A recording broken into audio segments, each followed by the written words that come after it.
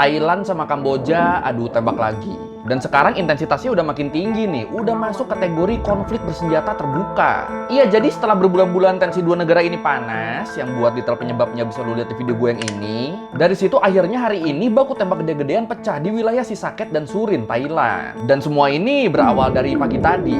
Jadi kalau menurut laporan militer Thailand, ada dugaan tentara Kamboja nyusup ke garis demarkasi perbatasan. Nah, dari situ Thailand langsung ngirim pasukan, Kamboja ngelawan balik, ya udah, mulai deh. Dan Thaksin Shinawatra, mantan PM Thailand, dia nyalahin Kamboja sebagai pihak pertama yang nyerang duluan. Kalau menurut Reuters, lebih dari 300 tentara dikerahkan di berbagai titik bentrok. Dan artileri ringan sampai roket BM-21 itu juga udah mulai dipakai tuh. Bahkan jet tempur F-16 Thailand itu juga tuh udah mulai dikerahkan loh. Warga sipil dievakuasi massal, tapi sayangnya udah ada korban jiwa. Kalau menurut laporan T-Enquirer, sampai gue bikin video ini disebut 9 warga Thailand tewas, termasuk anak-anak. Dan ada lebih dari 14 orang yang luka-luka. Ya ini video-video ledakan dan serangan-serangannya juga tuh udah tersebar luas di sosmed ya, tinggal kita cari aja. Dan terkait ini, PM Thailand yang lagi ditangguhkan, Petongtan Shinawatra, Ung Ing Shinawatra, dia tuh langsung bilang, seluruh dunia harus mengutuk aksi militer Kamboja. Tapi terus komen-komennya malah banyak yang ngeledekin dia, banyak yang bilang,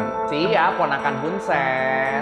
Atau, nggak berani itu kan paman lu. Nggak ada yang ngedukung dia. Dan ini bisa begini, ini adalah buntut dari rekaman telepon dia sama Hun Sen yang sempat bocor. Yang dimana waktu itu dia tuh kedengeran manggil Hun Sen dengan sebutan paman.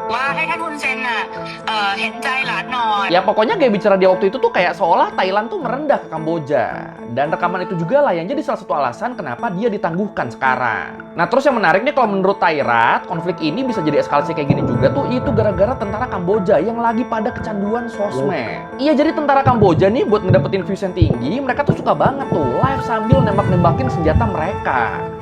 Flexingnya flexing alat militer. Yang jelas ini bikin tensi makin tinggi dong. Dan sebenarnya terkait ini warga Thailand tuh udah banyak yang ngerasa ini sebenarnya cuma konflik dua keluarga doang nih, antara keluarga Shinawatra sama keluarga Hun.